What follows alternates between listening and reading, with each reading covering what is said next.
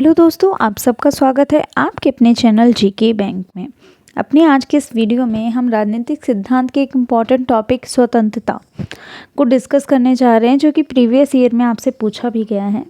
तो सबसे पहले हम जान लेंगे स्वतंत्रता का अर्थ क्या होता है।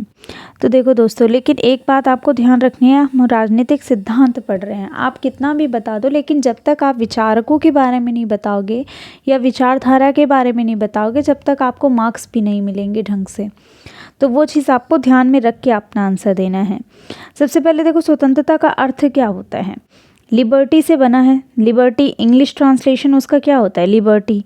और जो लिबर्टी वर्ड है वो लिबर से बना है। लिबर का अर्थ होता है बंधनों का अभाव, यानी कि किसी भी तरीके के बंधनों के अभाव को स्वतंत्रता कहा जा रहा है। लेकिन जो विचारक हैं, अलग अलग विचारकों की उस पर अपनी अलग अलग एक राय है, तो सब लोग एक मत नहीं है। जैसे कि हाउस के अनुसार बंधनों के अभाव को स्वतंत्रता कहते हैं, ऐसे ही रूसो के अनुसार सामान्य इच्छा के पालन करने को ही में ही स्वतंत्रता है। ऐसे ही आंद्रे बोलते हैं कि राज्य के कानूनों का पालन करने में ही स्वतंत्रता है। और नील के अनुसार हर व्यक्ति द्वारा अपने सुख ढूंढने के अवसर को स्वतंत्रता कहते हैं। मतलब कुल मिला के सबकी अलग अलग राय है। कोई किसी चीज़ को स्वतंत्रता मानता है तो कोई किसी चीज़ को स्वतंत्रता मानता है। ऐसे ही समय के साथ राजनीतिक दलों को स्वतंत्रता की सुरक्षा का माध्यम माना गया है। देखो, स्वतंत्रता की सुरक्षा क्यों करने की ज़रूरत पड़ी है। मान लो अब सबको अगर हम बंधनों से मुक्त कर दें तो क्या होगा, सब अपनी मन मर्जी से काम करेंगे, तो क्या राज्य सुचारू रूप से चल पाएगा। राज्यों में कुछ नियम कानून होते हैं, वो किस लिए होते हैं, वो हमारे लिए ही होते हैं, ताकि कोई किसी दूसरे व्यक्ति को हानि ना पहुंचाते। तो स्वतंत्रता ठीक है, पर ऐसी भी नहीं होनी चाहिए कि एक व्यक्ति की स्वतंत्रता दूसरे व्यक्ति के लिए बाधक हो जाए, है ना। तो वही बात है इसमें, क्योंकि लोकतंत्र में दल जनता की स्वतंत्रता के लिए काम करता है। और समय के परिवर्तन के साथ साथ मार्क्सवादी विचारधारा पैदा हुई। मार्क्स के अनुसार पूंजीवाद में सबको स्वतंत्रता नहीं मिल सकती, इसलिए पूंजीवाद को समाप्त करके समाजवाद की स्थापना कर देनी चाहिए। ये किसने कहा, मार्क्सवादियों ने कहा, ताकि सभी को समान स्वतंत्रता मिल सके। इस तरीके से उदारवाद खुले वातावरण में सबको स्वतंत्रता नहीं दी गई उदारवाद में, और मार्क्स ने लोगों की स्वतंत्रता को सीमित कर दिया। तो यानी कि कुल मिला के दोनों में ही स्वतंत्रता नहीं हुई ना। तो दोनों ही विचारधारा, उदारवाद और मार्क्सवाद, स्वतंत्रता की समस्या का समाधान करने में नाकामयाब रहे। वो ठीक से बता ही नहीं पाए कुल मिला के कि क्या है स्वतंत्रता। नकारात्मक स्वतंत्रता जो है वो व्यक्ति के जीवन में एक क्रांतिकारी परिवर्तन है। देखो, स्वतंत्रता जो होती है ना, वो दो प्रकार की होती है। एक सकारात्मक स्वतंत्रता होती है और एक नकारात्मक स्वतंत्रता होती है। जो सकारात्मक स्वतंत्रता के जो सपोर्टर्स होते हैं वो क्या बोलते हैं, वो कहते हैं स्वतंत्रता क्या है, हर व्यक्ति को अपने जीवन जीने का अधिकार है, अपना कोई भी व्यवसाय अपनाने का अधिकार है, लेकिन उनको बिल्कुल एक उन्मुक्त नहीं कर दिया जाएगा। कुछ ना कुछ बंधन उन पे रहेंगे, और वो बंधन कैसे बंधन होंगे, जो अनिवार्य बंधन होंगे। इस तरीके की बंधन, जैसे कि आप अपने मौलिक अधिकारों का पालन करेंगे, लेकिन आप अपने मौलिक कर्तव्यों का भी पालन करेंगे, है ना। तो आप अपने जीवन को जैसे भी जिए, स्वतंत्र रूप से जिए, लेकिन दूसरों को हानि पहुंचाओगे, या फिर मान लो आपने दूसरों की चोरी कर दी, ठीक है, आप कुछ भी काम करने के लिए स्वतंत्र हो, चोरी कर ली, वो भी आपने सोचा काम है, आपने वो चोरी कर दी। अब ये क्या है, इस तरीके की स्वतंत्रता होगी कि तो राज्य सुचारू रूप से चल पाएगा क्या। तो क्या होगा, उसको पकड़ के जेल में डाल दिया जाएगा। ये बंधन है कि आपको इस तरीके के काम नहीं करने, चोरी नहीं करनी, मर्डर नहीं करने, इस तरीके की चीज़ें आपको नहीं करनी है। और नकारात्मक स्वतंत्रता में क्या बोलते हैं, बंधन नहीं होना चाहिए किसी भी प्रकार का, व्यक्ति को पूर्ण रूप से स्वतंत्र छोड़ दिया जाना चाहिए। ये होता है नकारात्मक स्वतंत्रता में। तो नकारात्मक स्वतंत्रता व्यक्ति के जीवन में क्रांतिकारी परिवर्तन है। इसके ज़रिए व्यक्ति को अपनी इच्छा के अनुसार अपने जीवन जीने के लिए और अधिक से अधिक विकास करने का अवसर मिलता है नकारात्मक स्वतंत्रता में। और औद्योगिक क्रांति भी नकारात्मक स्वतंत्रता का ही परिणाम थी। ऐसे ही नहीं, इतना भी नहीं, दोष भी हैं उसके और कुछ ना कुछ फ़ायदे भी हैं उसके। नकारात्मक स्वतंत्रता को लेकर यूरोप में पुनर्जागरण हुआ। इस युग में विचारों के द्वारा पता लगा कि मनुष्य बुद्धिमान प्राणी है और जो अपना हित और अहित खुद जानता है, इसलिए मनुष्य को खुला छोड़ देना चाहिए। ये विचार इतना लोकप्रिय हुआ कि लोग बंधनों का विरोध करने लगे, जिससे नकारात्मक स्वतंत्रता पैदा हुई। औद्योगिक क्रांति ने भी साबित कर दिया कि व्यक्ति स्वतंत्रता के वातावरण में अधिक से अधिक विकास कर सकता है। तो इसी कारणवश जो नकारात्मक स्वतंत्रता के सपोर्टर्स हैं, उनकी संख्या बढ़ गई थी। तो ये है नकारात्मक स्वतंत्रता। अगर अर्थ की बात करें तो नकारात्मक स्वतंत्रता का जो मतलब है वो ऐसा होता है कि ऐसी स्वतंत्रता जो बंधनों के अभाव में दी जाती है, नकारात्मक स्वतंत्रता कहलाती है। नकारात्मक स्वतंत्रता में 3 मान्यताएं होती हैं। एक तो कि व्यक्ति जो है वो बुद्धिमान प्राणी है, जो अपना हित और अहित खुद जानता है, तो किसी को बताने की ज़रूरत नहीं है, मतलब वही बंधनों से मुक्त होना चाहिए व्यक्ति। सभी तरह के बंधन, चाहे वह सामाजिक बंधन हो या फिर राजनीतिक बंधन हो, व्यक्ति के विकास में बाधा ही उत्पन्न करेंगे, क्योंकि इसके अंतर्गत तो व्यक्ति को बुद्धिमान ठहरा दिया गया। तो व्यक्ति अपना हित अहित जानता है तो कोई उसे बताए ना। और तीसरी मान्यता है कि राज्य की भूमिका सीमित होनी चाहिए, क्योंकि राज्य की भूमिका, राज्य का हस्तक्षेप व्यक्ति की स्वतंत्रता को कम कर देता है। अब बात करें हम नकारात्मक स्वतंत्रता के गुणों की। गुण क्या है उसमें? तो वही बात है, हालांकि नकारात्मक स्वतंत्रता के बहुत सारे गुण भी हैं, जैसे कि नकारात्मक स्वतंत्रता में व्यक्ति को अधिकतम स्वतंत्रता मिलती है, इसलिए व्यक्ति तेजी से विकास करता है अपना। और नकारात्मक स्वतंत्रता में हर व्यक्ति को अपनी इच्छा के अनुसार काम करने का मौका मिलता है, जिससे समाज में नए नए आविष्कार होते हैं, नए नए सुधार होते हैं। नकारात्मक स्वतंत्रता में हर व्यक्ति अपना विकास करता है, जिससे समाज का विकास अपने आप हो जाता है। और नकारात्मक स्वतंत्रता में हर व्यक्ति अधिक से अधिक संपत्ति हासिल करने की कोशिश करता है, जिससे राष्ट्र आय में अभी अपने आप बढ़ोतरी हो जाती है। तो ये गुण हैं किसके? नकारात्मक स्वतंत्रता के। अब नकारात्मक स्वतंत्रता में दोष भी हैं, तो वो दोष क्या हैं? देखिए, नकारात्मक स्वतंत्रता में बहुत सारी कमियां हैं। इस वजह से बहुत सारे लोग नकारात्मक स्वतंत्रता की आलोचना भी करते हैं। तो आलोचना में क्या है कि कुछ लोग दार्शनिक आधार पर आलोचना करते हैं, नैतिक आधार पर करते हैं और आर्थिक आधार पर भी इसकी आलोचना की जाती है।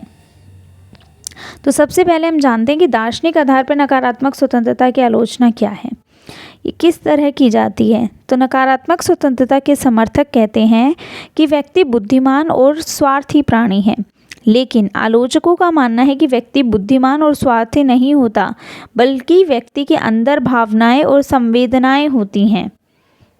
तो उसको हम एकदम स्वार्थी या बुद्धिमान भी नहीं कह सकते। कुछ भावनाएं हैं लोगों की और संवेदनाएं हैं, जिसके अकॉर्डिंग वो काम करता है।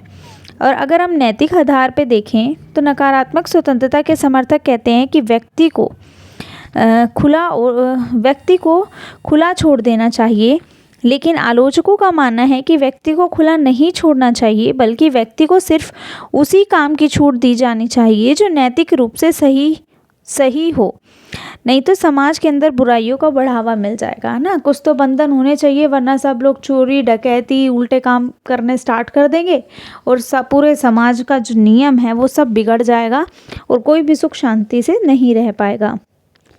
अगर तीसरी बात करें आर्थिक आधार पे, तो नकारात्मक स्वतंत्रता के समर्थक कहते हैं कि व्यक्ति को खुला छोड़ दो और राज्य की अर्थव्यवस्था के अंदर हस्तक्षेप नहीं करना चाहिए, लेकिन इससे शोषण को बढ़ावा मिलता है। इसलिए राज्य को गरीबों के लिए, मजदूरों के लिए कुछ नियम बनाने चाहिए ताकि उनका शोषण ना हो सके। अब अगर हम बात करें सकारात्मक स्वतंत्रता की, तो सकारात्मक स्वतंत्रता का मतलब होता है किसी व्यक्ति में कोई काम करने की योग्यता और क्षमता का होना। अगर आपके अंदर कोई कमी नहीं है, यानी आपके पास किसी काम को करने की योग्यता है, क्षमता है, तो आप सकारात्मक स्वतंत्र हैं, सकारात्मक रूप से स्वतंत्र हैं अपने काम को करने के लिए। तो देखो, एक उदाहरण समझो। एक लड़का है, वो स्कूल जाना चाहता है, उसके पास शिक्षा का अधिकार भी है और वह विद्यालय जा सकता है, उसके ऊपर कोई बाहरी प्रतिबंध नहीं लगा हुआ, तो हम कहेंगे कि उसके पास नकारात्मक स्वतंत्रता है ना।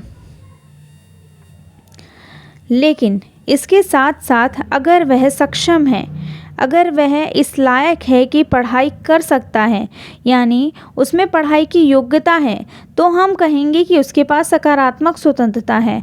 अर्थात उसके पास योग्यता है, क्षमता है उस काम को करने की जो कि अंदरूनी होती है, उसे हम सकारात्मक स्वतंत्रता कहते हैं।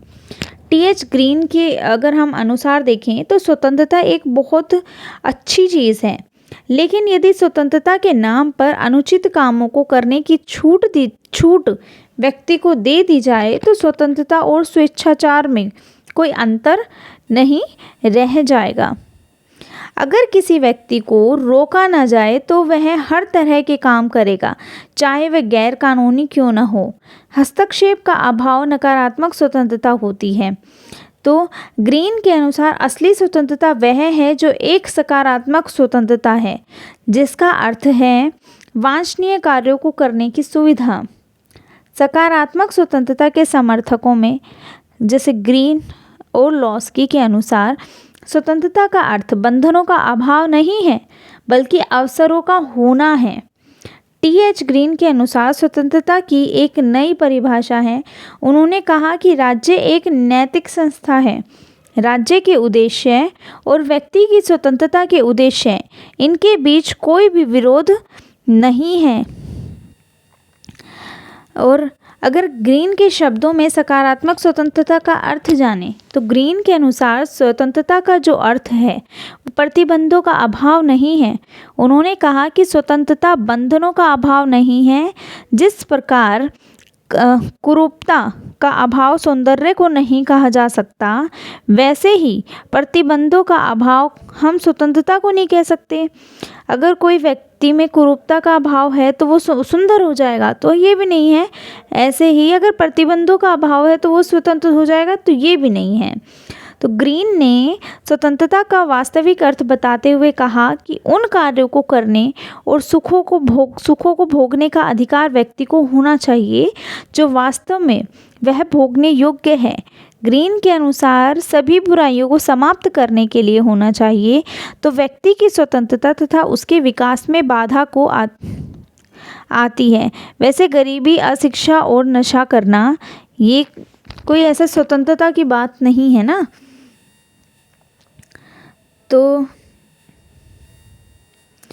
अगर हम ग्रीन के अनुसार देखें तो राज्य अनिवार्य शिक्षा की व्यवस्था करता है तो यह उसकी स्वतंत्रता का अधिकार नहीं होगा, बल्कि उससे उन दशाओं का निर्माण होगा जिसके लिए व्यक्ति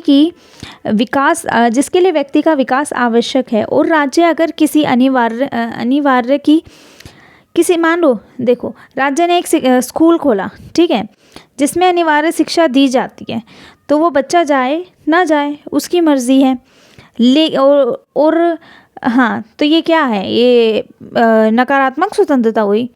अगर राज्य कोई स्कूल खोले और शिक्षा को अनिवार्य कर दे तो अब लोग कहेंगे ये तो प्रतिबंध लग गया भाई, है ना, ज़बरदस्ती स्कूल भेजा जा रहा है।